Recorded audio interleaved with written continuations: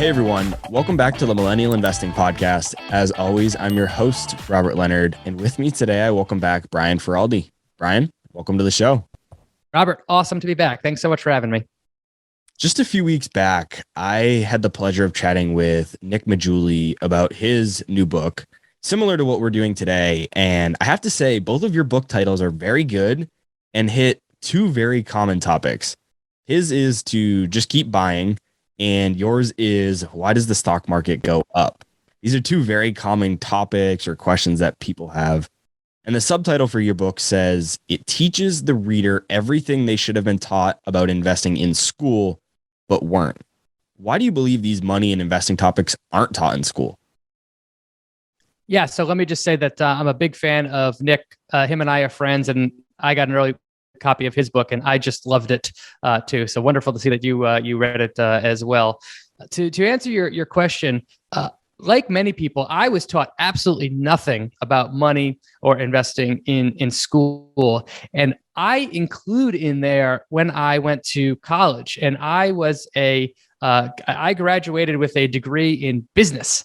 And think about what that says, that I focused on business. And yes, I was taught things like legal structures. I was taught about accounting. I was talking about marketing, but I never was offered a class on stocks, investing, and savings, any of the really important topics that are foundational to doing well with money over time and building wealth.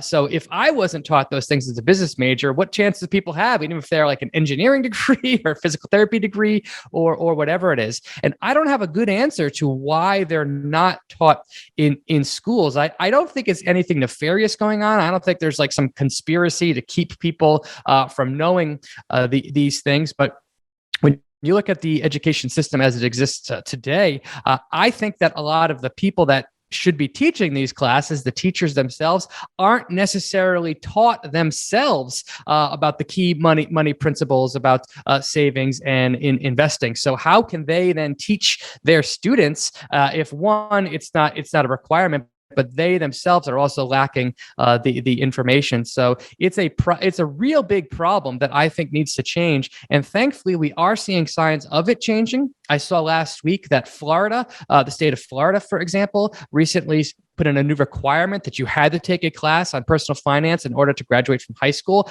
That's wonderful. And let's just cross our fingers that eventually spreads its way across the rest of the United States and the rest of the world. But it's a huge piece of education that we are just failing to deliver to students. I think that piece about the teachers not knowing it either, that's like my number one kind of thought in terms of why it doesn't exist. And the second thing is, teachers are applying for jobs for certain topics. And if the schools don't offer a class on personal finance or investing, well, the teacher can't teach it. Like, they're applying for a math job or a science job or whatever teaching job that it is. And if there's no personal finance or investing, they're not going to just start talking about this in biology 101. So the school has to have the structure in place in order for the teacher to even teach it. And the other piece that's interesting is, I was a finance major in college, and I did take a bit about investing. They didn't talk anything about personal finance, but what's interesting when you do get taught some of the investing stuff in school is a lot of times it's really academic. And it's very different than what actually happens in practice. So the stuff taught in school is very theoretical, but if you've spent any time studying anything outside of that, you know that in practice it's very different. And so for me, I had a really hard time with it because I had already spent 5, 6, 7 years studying Warren Buffett prior to taking these investments classes in college. And I couldn't agree with what the teacher was teaching me. I had a very similar experience. I went back and got an MBA about more than 10 years after I graduated from college. And during that time, I've been studying the stock market. I've read so many books about investing. Right? It's just a topic that deeply interested me, and I've just learned everything I can about investing. Like you, when I went back and got my MBA, I was required to take these kind of esoteric classes on investing and statistics, and it was like the number of the things that were taught to me at the time were academically accurate, but I was like, this in no way will help me make money in the real world. I mean, just the study of beta, for example, and beta as being a shortcut for what investing risk is. I heard it said that I think Charlie Munger said it. He's like, the reason they teach about beta in school is because it's something you can calculate and it's easy to put on a test. When you think about what really matters in the real world about doing well with your money, 90% of it is psychology. Right? 90% of it is like having the right mindset to invest well. So to me, I think a great college class would just be studying Morgan Housel's book, The Psychology of Money, and talking about all the pitfalls that you can make as an investor. It's hard to test on that stuff, though. You can't make a 50-question exam on Morgan Housel or your book either. It's tough. Right. Very, very, very true. When I started reading your book, this is a little bit of an odd thing, but I was actually very pleasantly surprised to see how many chapters were in it and how short that they were. My personal preference when I'm reading a book is that I want more chapters that are shorter rather than fewer chapters that are much longer. Because you made more chapters, each one really dives into one main concept. And one of them that stood out to me was, and it's especially for new investors, is that chapter 3 talks all about why stocks have value. And I think too often newer investors or even experienced investors who are getting caught up in the exuberance of the greatest bull market in US stock history forgets that stocks are not just blips on a screen. Why do stocks actually have value after all? Well, I'm glad you enjoyed the makeup of the book. To your point, I hate reading dense books that are really hard to read. And one of my favorite fiction books to read is Dan Brown, who wrote like the Da Vinci Code and Angels and Demons. And one of my favorite thing about those books is like all the chapters are like 2, 3, 4 pages long. So when I was writing the book, I tried my best to make each chapter as short as possible, make the point and get on. So it makes you feel like you're making progress with it. But I think the question you just asked is so foundational. Why do stocks have value? This is, we see the prices on a screen. We know that they go up and down, but where do they derive their value from? Before we can talk about that, let's just step back and say, what is a stock, right? What are these things that are being traded electronically every day? So a stock is just a handy record keeping tool that we invented so that we can figure out how much of an investor owns in a corporation, right? People invest different amount of money. They invest different time periods. They invest at different prices. And stocks are just a really easy way for figuring out how much of a corporation each individual investor owns. So when you are buying a share of a stock, you are in a very literal way becoming a part owner of that business. Okay. So why do businesses have value? Why is Apple worth a couple $1 trillion today? And if I started a business tomorrow, it would be worth zero or close to zero. Well, when you become a part owner of a business, when you become a shareholder, you have a legal claim. You're buying a legal claim on that company's assets, what it owns, and that company's current and future profitability. So when you're buying a position in a stock, you are buying that company's future earning streams as well as its current assets. That's where the value of a company is derived from. Let's just do a real quick example so we can see this in action. Let's say you and I, Robert, start a really simple business selling, say, candy. It costs us $100,000 to get up and running. You put in $50K, I put in $50K, and to make things easy on ourselves, we price our stock at $1 per share. So we each own 50,000 shares. Well, our business is, of course, remarkably successful. And in our first year in operations, we make a profit of $100,000. Well, who owns that profit? Well, the answer is the company is the one that created the profit, but we, as the owners of that business, have a legal claim on that profit. So let's say we have $100,000 and there's 100,000 shares outstanding. That equals $1 in earnings per share. Well, you and I are thrilled with our success and we say, well, let's take that money that's in the business and give it to ourselves. Let's pay it to ourselves as a dividend. So for each share that we own, we extract that $100,000 for the business. We pay it to ourselves. So we just paid ourselves $1 per share. Since we each own 50,000 shares, both of us got a check for $50,000 from owning this business for 1 year. Well, ask yourself, if you didn't own shares in our company, would you want to?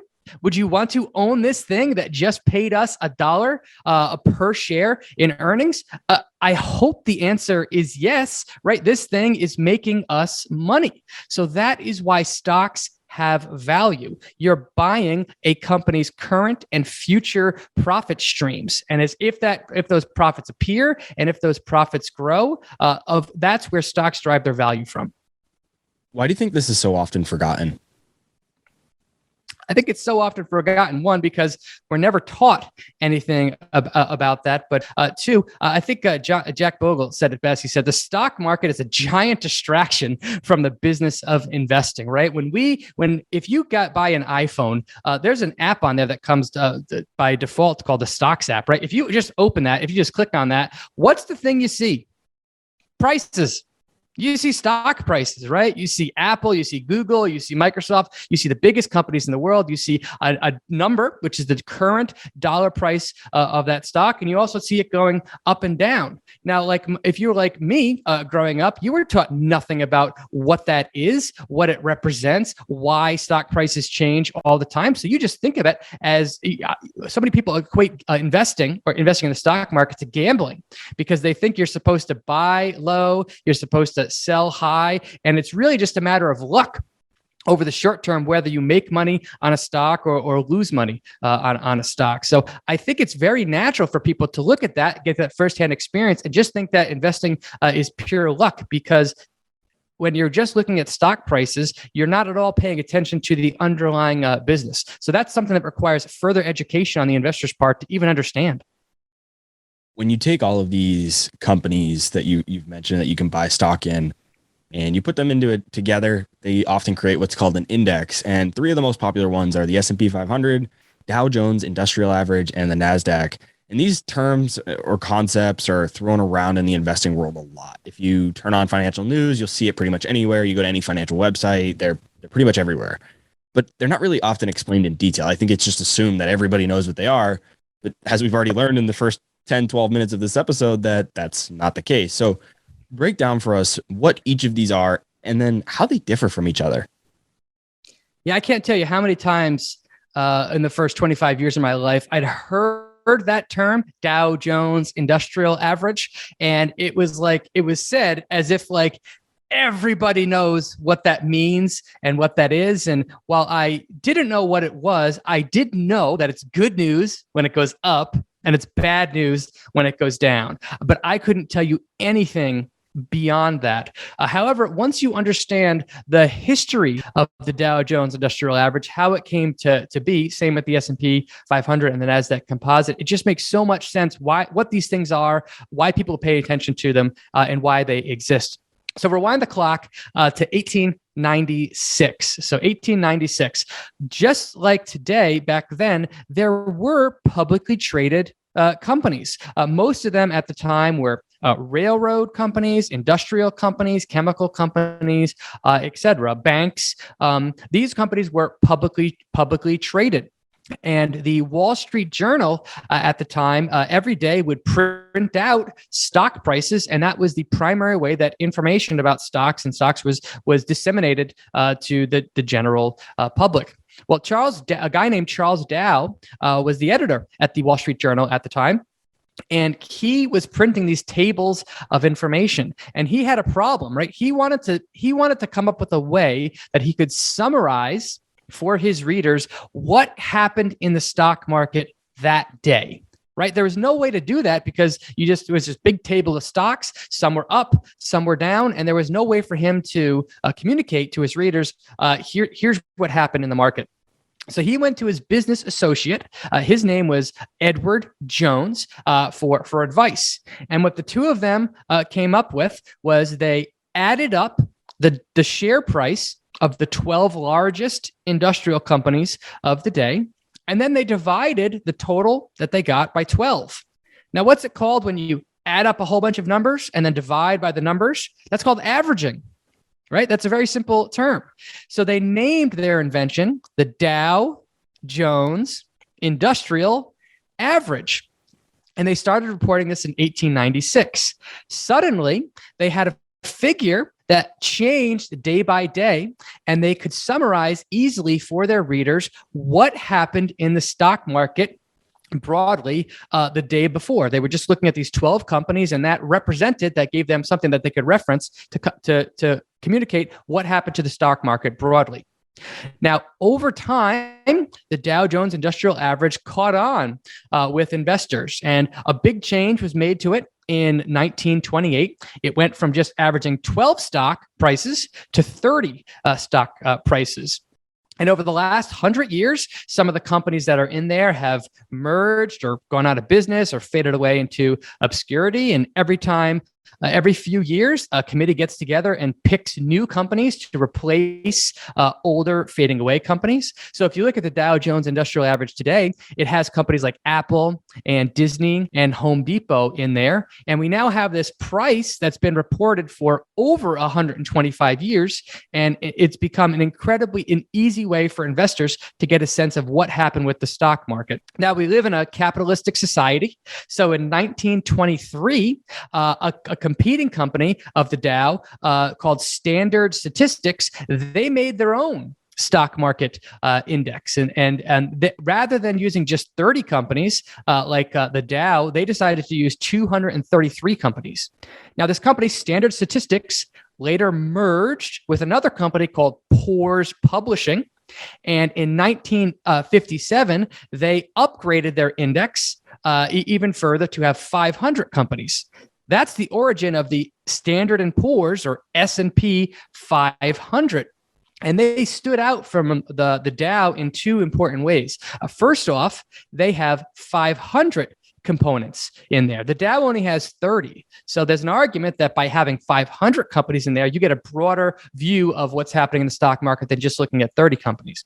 The second and the most important way that it's different is the Standard & Poor's weighs each component in its index by market capitalization. Market capitalization is a rough proxy for the size, the total dollar value of a company's equity. So the larger a company, the higher the weighting. The smaller the company, the lower the weighting. That's not true of the Dow. The Dow only looks at the dollar share price of one share of stock. So in a Dow, a stock that trades at $100 per share will have 10 times the weighting of one that trades for $10 per share. So that's the Dow and the S&P 500. The final one is the Nasdaq. The Nasdaq was started in 1971, and the Nasdaq stands for the National Association of Security Dealers. That's an organization. Automated quotations. So in 1971, computer technology had come along far enough that they started a stock exchange, a way to buy and sell securities that existed solely on computers. Doing so made it so much easier for investors to get accurate pricing information instantaneously. Right. But prior to that, it was really hard for investors to get up-to-date pricing information just because communication technology wasn't advanced enough. So they launched the Nasdaq, as it's called, NASDAQ in 1971, which is the world's first computer stock exchange. And every company that listed on the Nasdaq was included in what's called the Nasdaq Composite, which is just a grouping of companies that come together to report a price so that investors can get an idea of what the average stock on the Nasdaq, trading on the Nasdaq, did that day. So that's the origin and why we have these three market indices that are referenced so often in the media. That was such a great breakdown of the background. I personally know the ins and outs of these indexes, how they work, and kind of the structural piece of it, but I had never actually heard of the origin story. So all of that you pretty much just explained was new to me. So that was actually really, really cool for me to hear, and I'm sure the audience is going to love it too. When you mentioned Edward Jones, my ears kind of perked up for a second. I'm curious, is that the same Edward Jones as the financial advising firm, or is that different? I'm pretty sure they're different people, but I'm not 100% on that. Although I'm if I was to guess, I'm guessing that they are different people. But I had the same thought that you did. The topics are kind of similar in the sense that it's stock investing. So it's like, it could be around. It could have been him, and also I know they've been around for a very long time. So I guess I wouldn't be surprised if it was him, but I guess I wouldn't be surprised if it wasn't him either. When I have spoken to new investors, even those in my own family, a lot of times in my own family, when I mention that a company is publicly traded, they often have a puzzled look on their face because they aren't sure what exactly it means to be public or really like what I'm talking about when I say that. And everything we've talked about so far today has been about public companies, except for our candy store. And so the one thing about our example is that if somebody wanted to buy stock in our candy store, they would have to come to us and we'd have to sell them shares of ours, and because it's not publicly traded. Whereas all the other companies that we've talked about and even the indexes, it's all public. So break down for us what it means to be a publicly traded company and how it differs from being a private company like our candy store.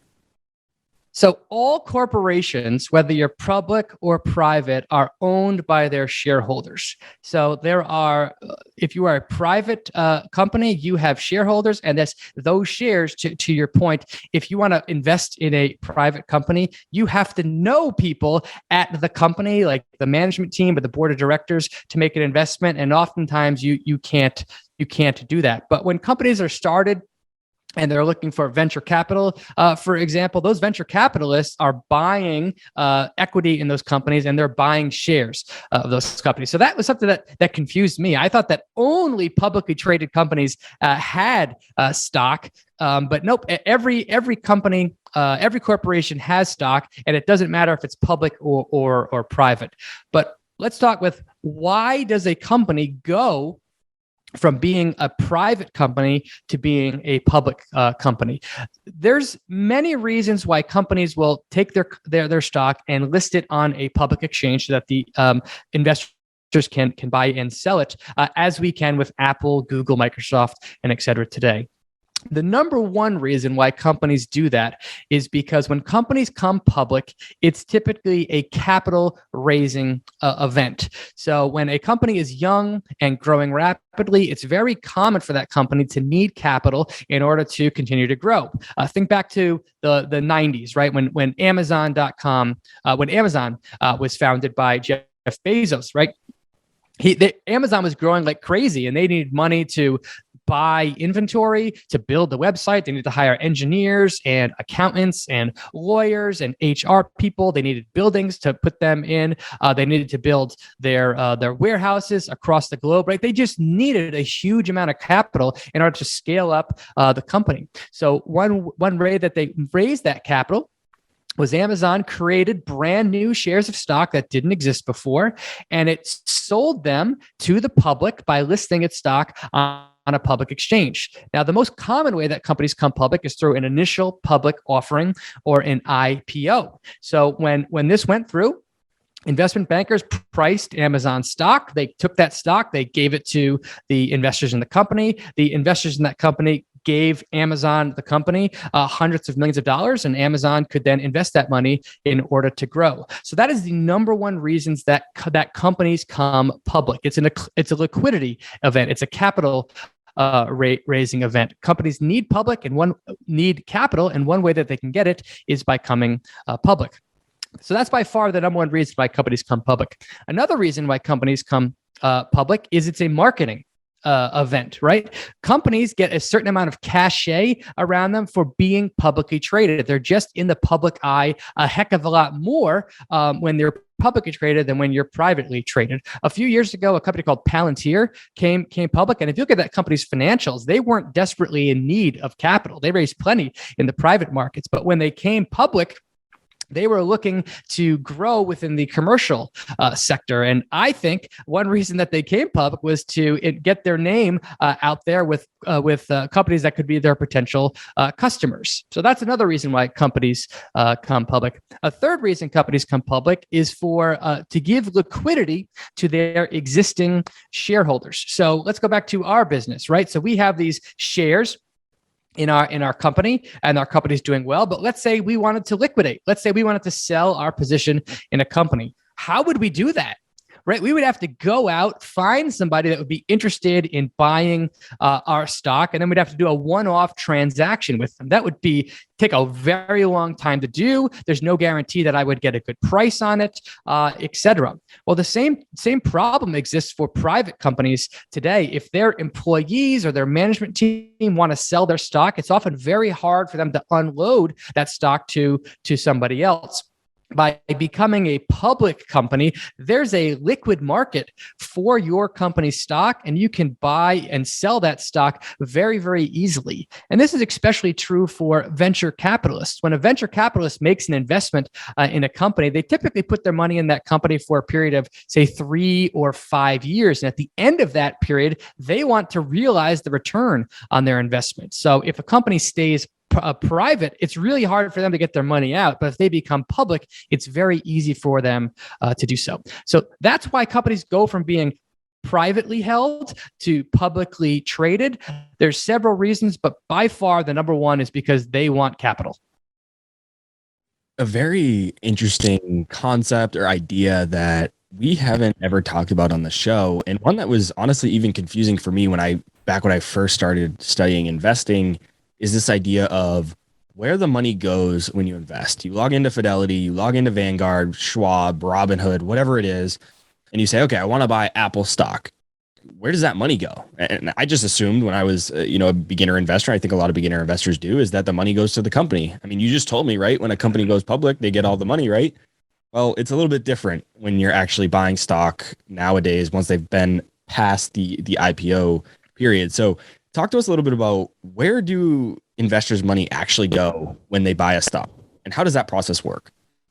Yeah, that's very confusing, right? You see Apple, Google, or Tesla, and you're like, oh, if I buy that stock, that benefits the company, right? The company gets the stock. Well, in truth, 99.999% of the time, if you're buying a company's stock, that company in no way gets the capital that you are using to buy that stock. When you're buying a stock in a company on a public exchange, such as the New York Stock Exchange or the Nasdaq, etc., 99.9% of the time, you're buying that stock not from the company itself, but from another investor that owns shares in that company. So if I logged into my broker today and placed a buy order for Tesla, for example, the money that I invested in Tesla wouldn't be going to Tesla. It would be going to the investor on the other side of that transaction that currently owns Tesla stock, but doesn't want to own it anymore. And I give him the money. And he or she gives me the shares of Tesla. So that's what happens 99% of the time.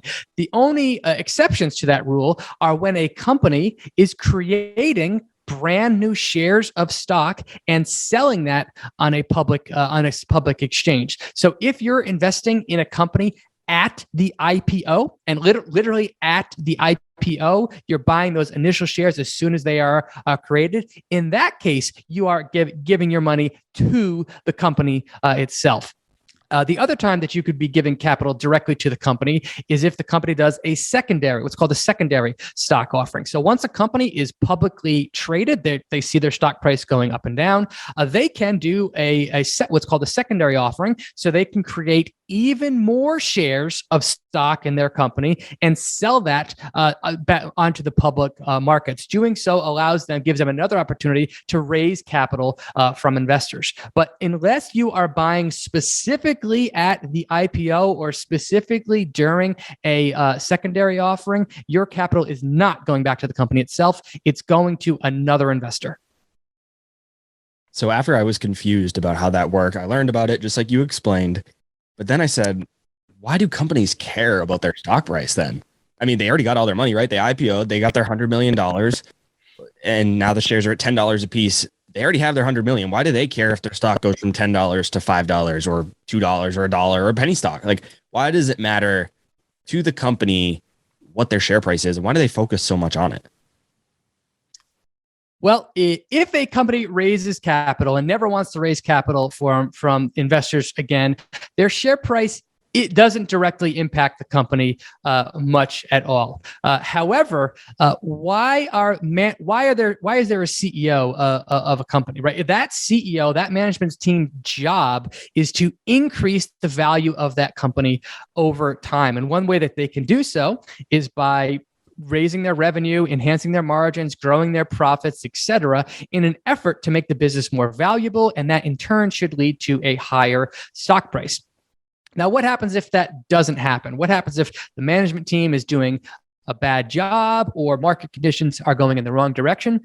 Well, the investors in that company, the people that bought that stock from this company, are going to have a loss on their investment. And that does not make them happy, right? Nobody likes to invest in a company only to see the value of that company go down. If that stock stayed down for a long enough period of time, or the owners of that company, the investors as a group, felt that the management team was doing a bad job, they have some impact over who is running the company. The shareholders of that company elect the board of directors to that business, and the board in turn is the boss of the CEO of the company. So if shareholders got together and said, we're not happy with how this company is doing, they can influence the board, and the board can influence who is in charge of the business. So if a company's stock goes down for a long period of time, it's not uncommon for that manager to be fired and for somebody else to be brought in. So that's one reason why the manager of the company want the share price to go up.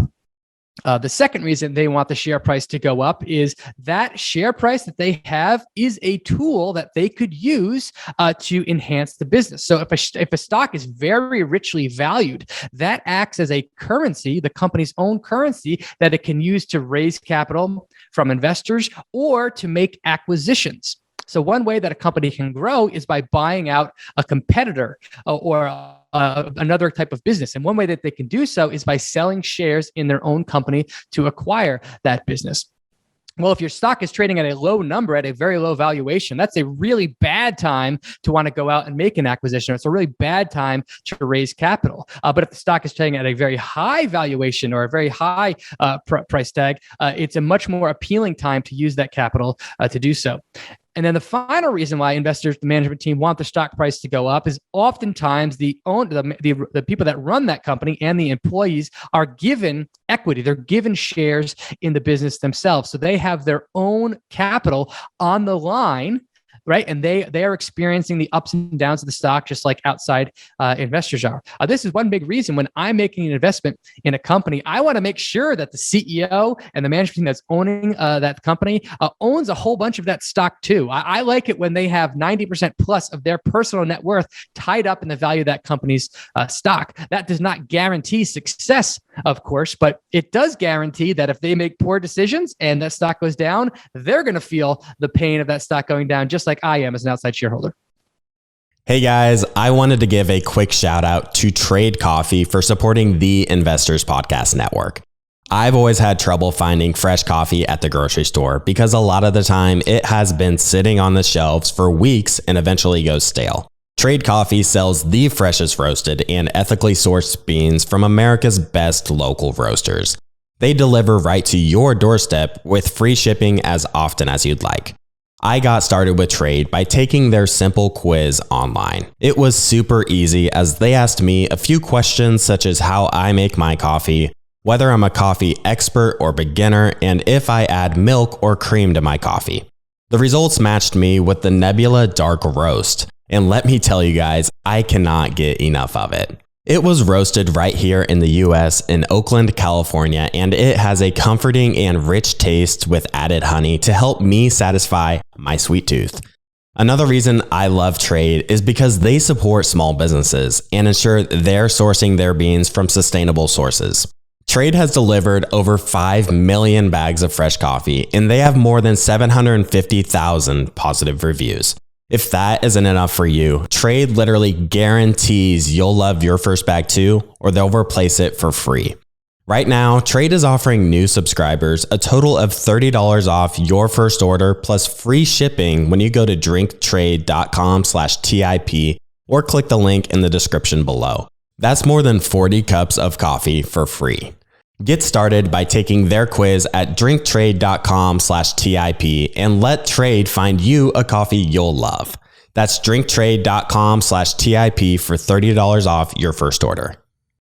I read a couple interesting studies one time that talked about how a company's share price is actually can be a self-fulfilling prophecy, where if you have a company that's struggling, but they can somehow do PR or some sort of public, I guess, spin it positively so that people think that their company is doing really well without lying to shareholders. You know, you don't want to misguide shareholders, but if they can kind of make their share price go up, even if the business is struggling a bit, they can do exactly like you said. They can raise capital, they can acquire other companies. And so a struggling business, as long as they can keep their stock price up, they can actually get more liquidity, acquire companies, and then they can actually, if they can do that enough, they can actually then become a successful company, and then they can do it again, become even more successful, and it's self-fulfilling on the way up. It's also self-fulfilling on the way down, where it's a struggling company, might need capital, their share price is going down, they can't use the equity to do a secondary offering, they might have problems in the debt market because of their stock. And so it's really the self-fulfilling prophecy, or it can be, at least on the downside and on the upside.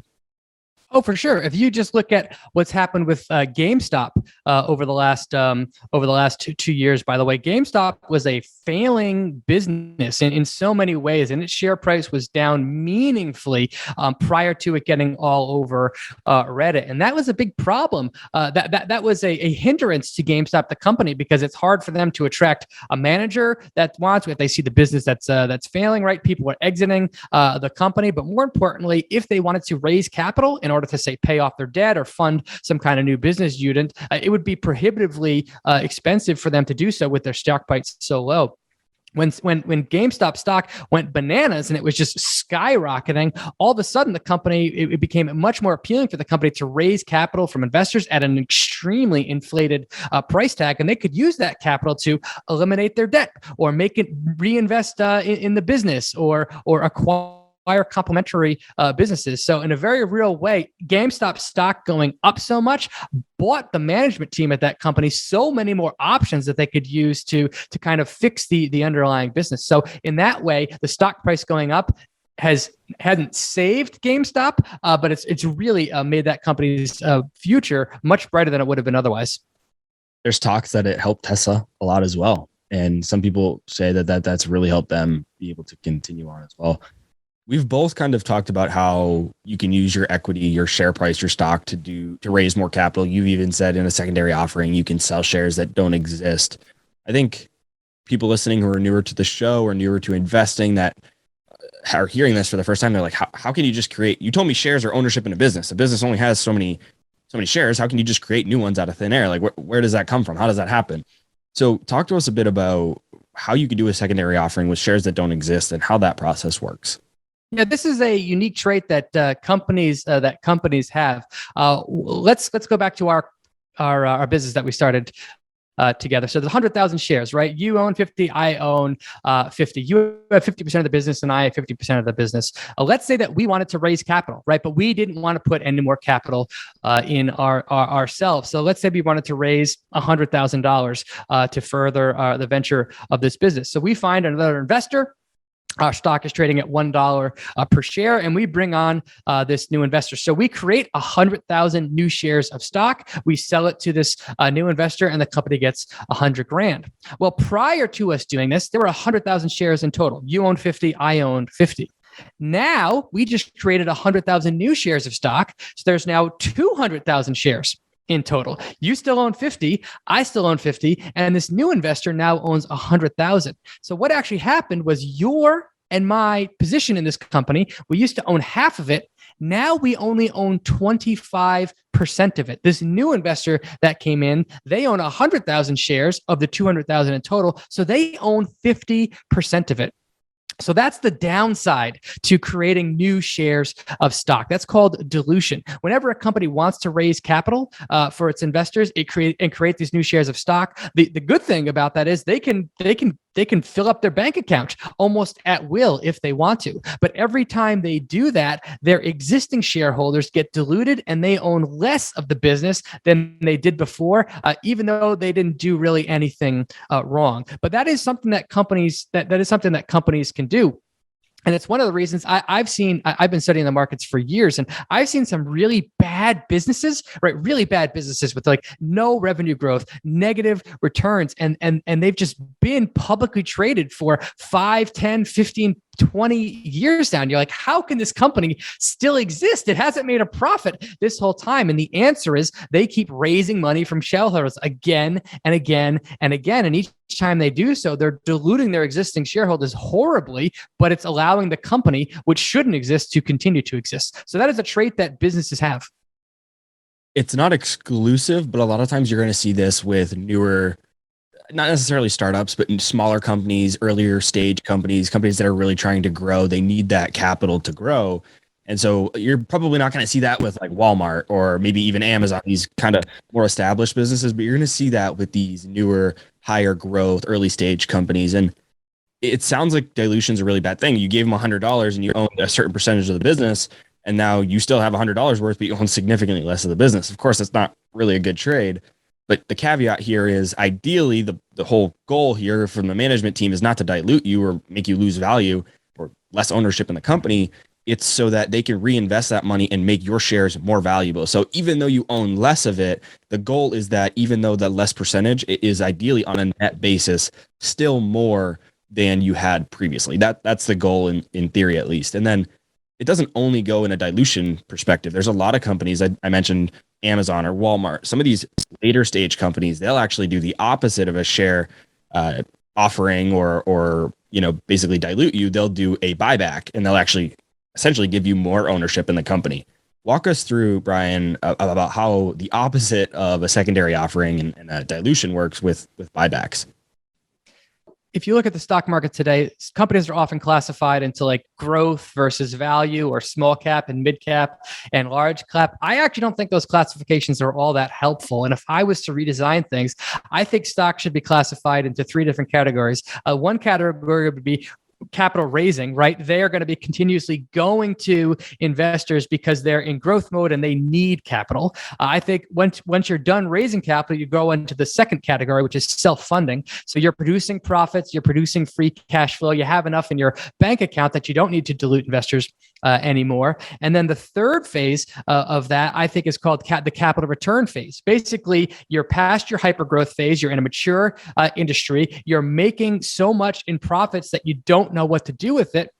So you're going to return that capital to your shareholders. And the 2 primary ways that companies can do that is, one, through a dividend. So that's literally just giving them cash directly from the company's bank account. And the second way is by doing a stock buyback. Now, stock buybacks have been in the news for the last 5 or 10 years, and they've really gotten a bad rap with investors, that companies are spending billions of dollars on stock buybacks, and people are complaining that they should be doing other things with that capital. Stock buybacks can be a fantastic use of company capital when and if they're used appropriately. So let's go back to our example that we just had. So we have 200,000 shares in total. A new investor came in. They bought 100,000 shares. You and I each own 50. So the current breakdown is you and I have 25% of the business. This new investor has 50% of the business. Well, let's say that our company is self-funding, it's growing, and it has all this profits coming in. And you and I decide that we want to eliminate some of the stock that these outside investor owns, so that we can own a larger percent of the business. So let's say that we have $200,000 in cash, and we want to buy back those 100,000 shares that we sold previously for $1 from that third investor. Let's say that we do that. So we take 200 grand from the company at $2 per share. The investor agrees to that, and he gives those 100,000 shares back to the company, and the company retires or just eliminates those shares altogether. So previously there were 200,000 shares in total. Now there's back to being just 100,000 shares in total. And just like magic, our ownership in the business went from 25% each to 50% each. So we now own a larger percent of the business than we did prior to the buyback. That's exactly what a buyback is. And if you look at companies like Berkshire Hathaway Apple, Microsoft, large companies that just gush cash, they are currently actively buying back their shares from their existing pool of investors, which reduces the total number of shares outstanding, which makes each remaining shareholder own a slightly larger percent of the business. And some of the best investments in history, some of the best managers in history, opportunistically buy back their stock from their investors in order to create more value for the shareholders that remain. And we can tie this back to part of our conversation earlier when we talked about how after the IPO, if you buy a stock, you go onto your brokerage account, Robinhood, Fidelity, whatever it is, and you buy a stock or sell a stock, you're not giving that money to the company. You're actually trading it with an investor, like you said. But if a company is actually buying back their shares, they have to go back to these shareholders, like you said, these outside shareholders, and buy back publicly held shares. So sometimes if you're selling shares, you are selling it back to the company. I mean, you will never know this really, but it is very possible that if you go in there and you sell your Walmart shares, that it could be on the other end, that could be Walmart actually buying their shares back.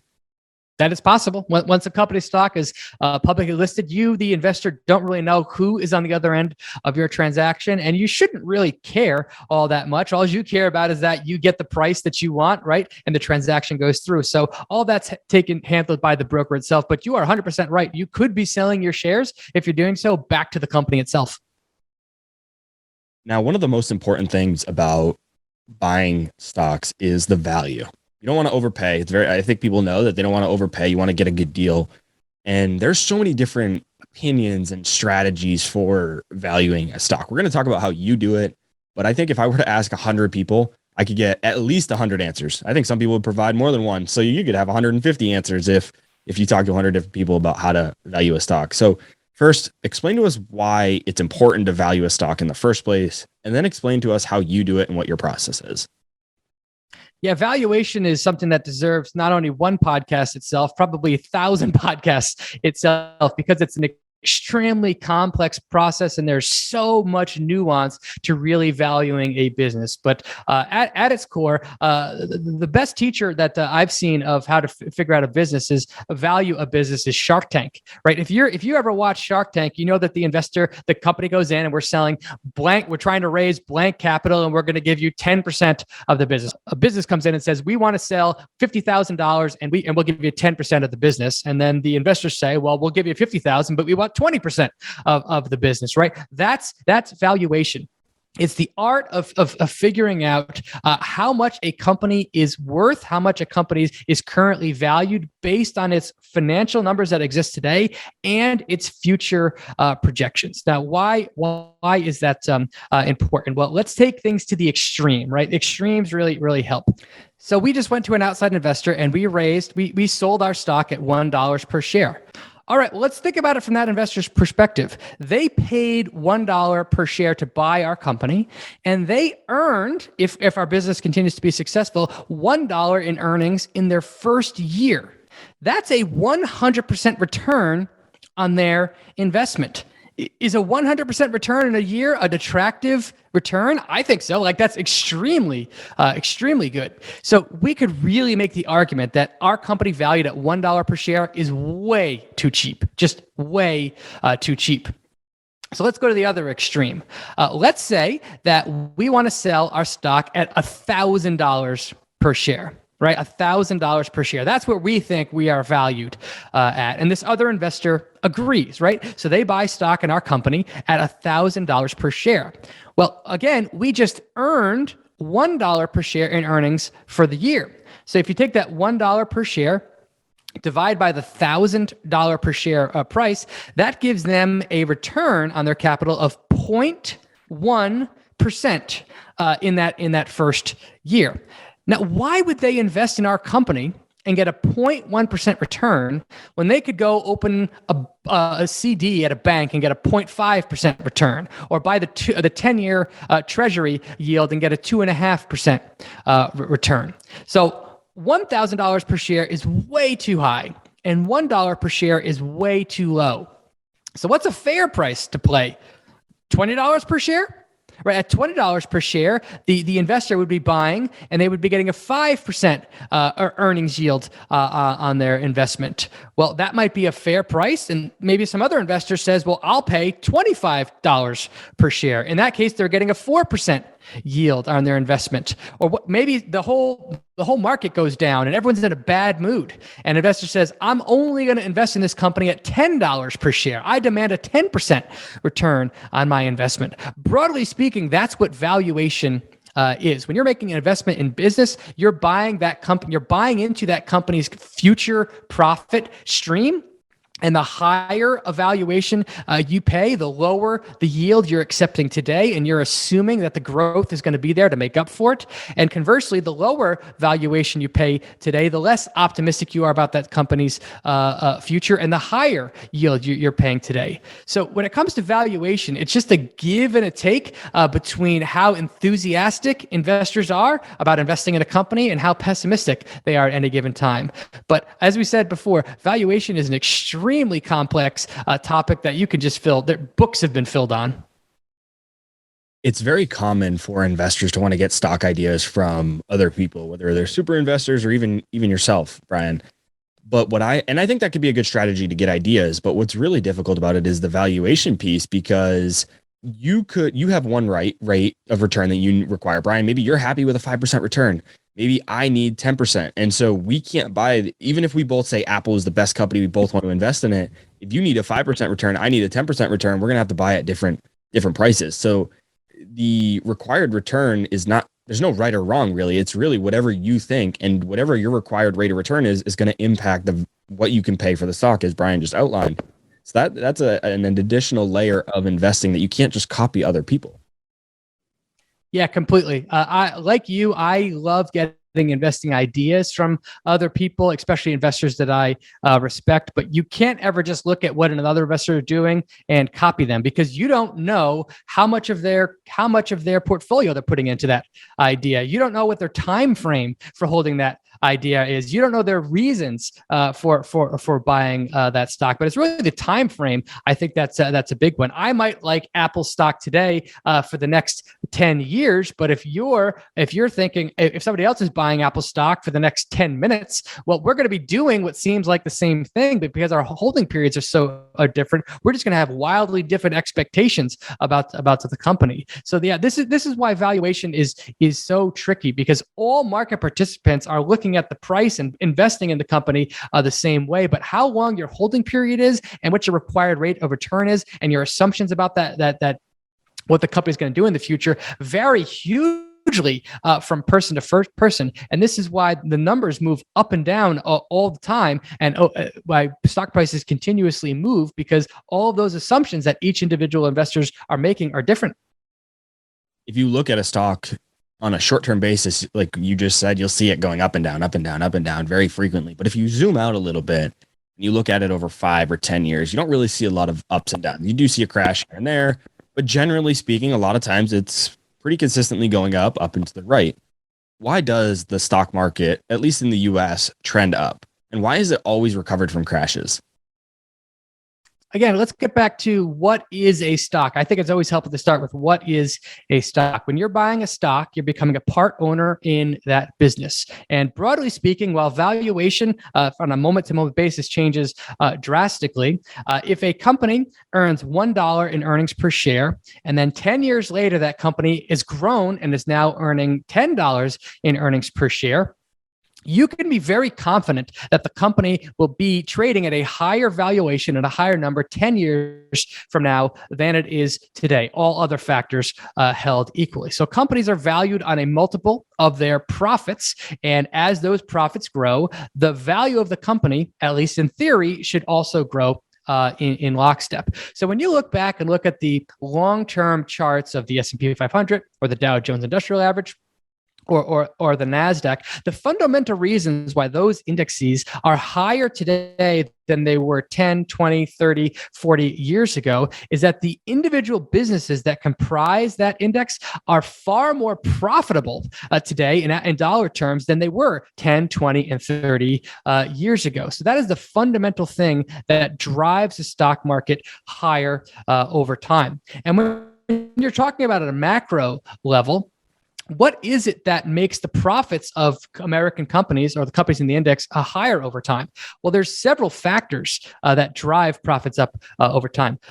Factors like inflation, right? What is inflation? Inflation is when prices, broadly speaking, that businesses charge rise over time because the value of the underlying dollars decrease over time. Well, when prices are rising, who's on the other side of this transaction? Businesses. Right, businesses' revenues and their profits are rising, broadly speaking, at the same rate of inflation. So, as inflation is positive over time, that drives companies' profits higher. Two is productivity. Broadly speaking, each year humans get better and better at making stuff, producing stuff with fewer and fewer inputs, right? That's productivity. We get there through efficiency gains in businesses. And as companies and American businesses become more productive, that leads to rising prices over time. Another factor, population growth. The population of humanity is rising each year at a slower and slower rate, but it's still a positive number. Historically, that inflation, the population rate was much higher many years ago than it is today, but each year, roughly half to 1.5% of the population of humanity grows. So that means there's more consumers out there. There's more people that are actually buying goods and services. So the markets that these companies are selling into is higher. Another one is innovation. Right, new products and new services come along each couple of years, and those open up brand new market opportunities. What was the smartphone? What was the value of the smartphone market in 1990? Zero, right? It was worth nothing. What was the value of the smartphone market last year? I don't know the exact number, but I can tell you it's measured in the hundreds of billions of dollars, right? And to say nothing of all the ancillary markets that having smartphones have opened up, like things like ride hailing and person-to-person payments, Google Maps, etc. So as new innovations come along, yes, they sometimes destroy and eliminate old markets, but they often open up new market opportunities that businesses rush in to fill, and that in turn allows profits to grow over time. And then there's things like stock buybacks, right? Companies are spending billions of dollars each year to repurchase their shares from investors. They're also paying out billions of dollars in dividends each year. When you combine all of those factors together over the course of a year, maybe each individual component adds 0.5% to 2% to the earnings stream of the fundamental companies underneath. But when you zoom out and look over long periods of time, the profitability of companies continuously moves higher and higher over time. And as long as those fundamental drivers remain in place, that should be the case for the rest of our lives, hopefully. I've actually become a little bit worried about this idea of the stock market always going up over the last, I don't know, couple of years, maybe. Maybe I'm just a pessimist, but I see a lot of posts on social media, and this is not just from you, Brian, not even from you, Brian. This is just from on social media in general, but I see a lot of people posting and saying that people should just keep buying no matter what, or that the stock market always goes up. And I know that's been true for the past 100 years. Everything you just explained, completely true. But when I see these posts, I can't help but think of the Japanese Nikkei market, where if you invested in money back in the 90s, 1990 specifically, you wouldn't have made a single dollar in that index or that market until December 2020. You wouldn't have even gotten back to even for nearly 30 years. And I know the Japanese markets and the economy are different than the US, and that you would have had to buy at the peak of 1990 for what I said to be completely true. But nonetheless, I think the principle and the general idea stands. I'm concerned that one day this idea that stocks will always go up in the US is going to be changed or wrong, especially at some of the valuations that we've seen the past year, 2, 3, 4 years. How do you think about the international markets that haven't always had a stock market that goes up? And why couldn't that happen in the US? So I am not an expert on the Japanese stock market at all, right? The stock market that I know, that I studied, that I paid much attention to is the US stock market. And all the data that I pulled for my book is based on the last 100 plus years that we have to look at. But the fundamental questions that you're raising, I think, are sound. Is there a risk that you can invest at the wrong time and you're paying way too high of a valuation, and then interest rates rise or inflation rises and you don't realize a return on your investment, just like the Japanese market has? Yes, that is a risk that investors are constantly taking on.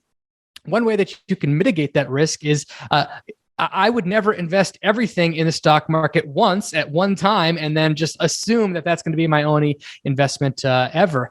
Nick Majuli named his book right, Just Keep Buying, meaning if you continually invest in the stock market again and again and again at different times in the market cycle, at different valuation, at different dividend yields over the long term, so long as those fundamental growth drivers, profit growth drivers that I mentioned before are still in place, I'm still very confident that 20 years from now, you will have a smile on your face at what the markets did. But you don't even have to look at Japan. Look at our own markets. From the year 2000 to the year 2010, if you made an investment in the Nasdaq or the S&P 500 during that time, and you bought at the peak price in 2000 and held till 2010, you went 10 years and earned basically a zero return, or something close to zero return on the price part of your investment. And during that time, valuations went from very high to very low. And when that happens, that is a headwind to you earning a return on your capital. However, if during that same 10-year period when the stocks did nowhere, if you continued to invest on a regular basis, weekly or monthly, eventually you would be very happy today with those decisions, because while the 2000s were a bad period for the markets, the 2010s were a wonderful time periods for the markets, where the valuations went from very low to very high. And this is why trying to time the market is so incredibly hard. It looks so easy when you're looking backwards to say, oh, just buy here, it's an obvious low, sell here, it's an obvious high. But when you're living through it day by day, minute by minute, trying to make real-time decisions about what the market is going to do is just incredibly challenging. So I recognize that the next 10 years in particular could be very challenging periods for investors in the U.S. market, right? Interest rates are likely to be rising. Valuations today, broadly speaking, are still very high. So if you said to me, if you fast forward to 2030 and said the last 10 years haven't been good for investors, I would say that makes sense to me. However, that's going to change nothing about what I do personally. I'm still going to invest continually into the stock market because I have a multi-decade time horizon. And again, as long as the fundamental growth drivers I mentioned before are still in place, I'm confident that 20 plus years from now, I'm going to have a smile on my face by following that strategy. You recently tweeted a quote from Tom Engel that I really like, which was, if this company is the next great growth stock, then a little is all I need. If it's not, then a little is all I want. Explain what this quote means and why you and I like it so much. Tom Engel is one of my favorite investors ever to study, and he's not someone that's well known in the investment community. So Tom worked for 9 years in the normal job market, and then retired in the 1980s and has lived off of his portfolio in the last 40 plus years since. And the way that he's done that is Tom is a phenomenal long-term investor. He buys dozens of companies that he thinks can grow their revenues and their profits for years and years on years.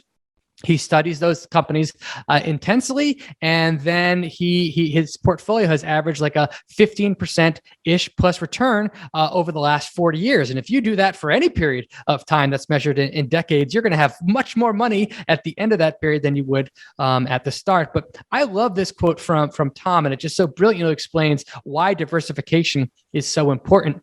If you find a random company stock that sounds like an exciting opportunity, it's natural for new investors in particular to say, that's it, I'm going all in on this stock, right? I'm putting my portfolio on this company because I like what I hear. But Tom's point with that quote is, well, if this company turns out to be the next Netflix, the next Tesla, the next Amazon, and you have just a little bit of your portfolio devoted to it, that's all you need to do extremely well in the markets. I mean, Amazon is something like 1,000 roughly since its IPO. So if you put even $1,000 into that $1,000 turned into $1 million. Right, getting Amazon into your portfolio in the 1990s was a phenomenal decision, but you didn't need to invest a lot of money to do very well. Conversely, what if that company that you're investing in is the next Pets.com and it's going to go down 99.9% and go bankrupt? If you only put $1,000 into it and it turns out to be a terrible investment, you're not going to be you're not going to lose your house, you're not going to lose your car, right? You're not going to get hurt that bad as an investor. So when I'm personally, this quote has influenced the way that I invest so much. I used to be much more interested in investing everything into the company on day one as soon as I learned about it. But I've learned from studying my own market history that I don't always get them right. And some of the best investments that I've ever made were just starting with little bits of money into a company and then following that company, then adding to it over time as it proves itself out. So that quote to me is just a reminder that while even if you have a checklist and you think you know a company really well, the future is not guaranteed. And one of the best things an investor can do is focus on risk management and covering their downside first. One of the first times that I experienced this was actually with Zoom.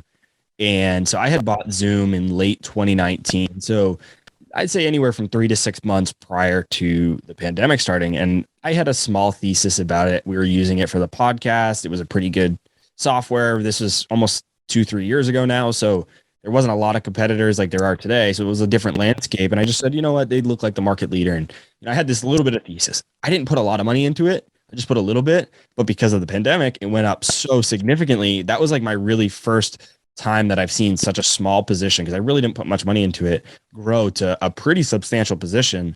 Because a lot of other times I had put relatively large sums of money or percentages into them. So to see them grow, I wasn't really like overly surprised. But when I put such a small dollar amount into it and then saw it grow as much as it did, it really illustrated Tom's quote to me. But I think the hard part is, like you mentioned before, is timing the market is so hard. And when you look back in hindsight, it looks so easy. And that's the hard part about putting in small dollars, is because you'll have something like Zoom. And even myself, I study these concepts all day, every day. And I still look back and said, man, I should have put a lot more money in Zoom. And then the problem is, next time I see a situation like Zoom, I'm going to put a lot more money into it and I might not be right. And so it's this emotional, behavioral piece of investing that is so difficult. Yeah, you are 100% correct. And what's even more interesting about that quote is, if you look back at the greatest stock picks of the last 10, 20, 30 years, right? Netflix, Amazon, Tesla, it's so easy now to look back and say they were obvious buys 10, 20 years ago. It's obvious that they were going to do that thing. But if you even had the foresight to make investments in those great companies 10 and 20 years ago, what you might not realize along the way is that those companies, during their tremendous bull market rides up, also put their shareholders through long periods of tremendous pain. Amazon, again, up 1,000-fold from when its IPO. And during that time, it fell 92%. 92%. You had to hold through a 92% loss over a multi-year period in order to earn that 1,000-bagger return. The same can be said of every other successful investment out there, including, by the way, Berkshire Hathaway. Berkshire Hathaway, big, boring value stock Berkshire Hathaway that's up, I don't even know how many fold for investors, has fallen peak to trough more than 50%, I think 4 times in its history. Berkshire Hathaway, right? So the price that you have to pay as an investor, if you are going after those huge returns, is you can be 100% certain that at some time, the position that you buy is going to be down huge on you at some point. That is just the price of admission of investing in stocks in the individual stock market. And if you can't handle that, which is easy to say, it's really hard to do, but that is a requirement if you want to be a stock picker. when you say 92%, that sounds like a lot because it is. But if you put that in dollar terms, let's just think about that for everybody listening. You put $100 into something, you have $8 left. Can you see $100 go to 8? Just think about that for a second. You probably have seen a stock, say you put $100 in, you've probably seen it go to 90, 85, 80. So anywhere from a 10 to 20% return. You probably didn't feel very great. Now imagine that $100 went to $8 left. Imagine you put 1,000. Now you have only $80 left out of 1,000. I mean, that is extremely difficult to stomach. Very, very hard to do. Brian, well, let's just look at Zoom recently. Let's say you put 10K into Zoom at the IPO. You put 10K into Zoom within 14 months. That 10K was worth 90K. 10K to 90K. That 90K currently worth 18. Right? And here's the other thing about that that's really, really hard is while every great stock has gone through an immense decline, every terrible stock has too. And it's really hard to tell, is this going to be a great stock or is this destined to be a terrible stock during the decline? So that's what makes investing even trickier is while all great stocks will go through declines, all bad stocks will too. And telling which was which in real time is incredibly hard.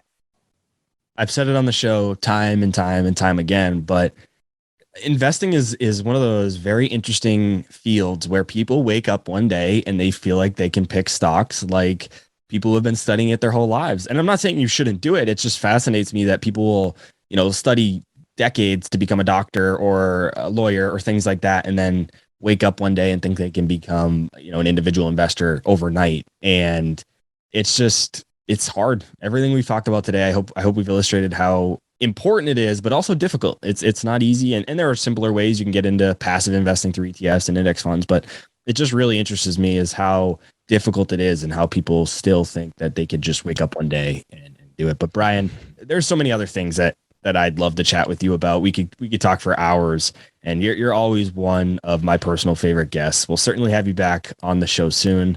Before we close out the episode, I want to give you a chance to tell the audience where they can go to connect with you, best place to get your awesome book that's coming out very soon. And just best place to connect with you. You can get my book, which is released on published date on April 5th at any retailer, including Amazon, Barnes and Nobles, etc. I'm super excited for that to get out in the world so I can get some real world feedback on it. But if you want to connect with me directly, the best places to do so are on Twitter. I'm at Brian Feroldi. And if you're interested in individual stock investing and some investing lessons, I also have a YouTube channel, which is my name, Brian Feroldi too. I'll be sure to put a link to Brian's book, YouTube channel, Twitter, everything Brian's doing in the show notes below. If you're on social media, one of the best ways to make it a useful part of your day and not just a time suck is to follow people like Brian. I highly recommend it. It's one of my favorite follows. So all that information will be in the show notes below for anybody that's interested in checking it out. Brian, really, thanks so much for joining me. I enjoyed it. I always have a great time here, Robert. Thanks so much for having me. Thanks for watching. Make sure to subscribe and hit that notification bell so you don't miss out on our next podcast episode and new investing resources. What are your takeaways and thoughts about this discussion? Let us know in the comments section below.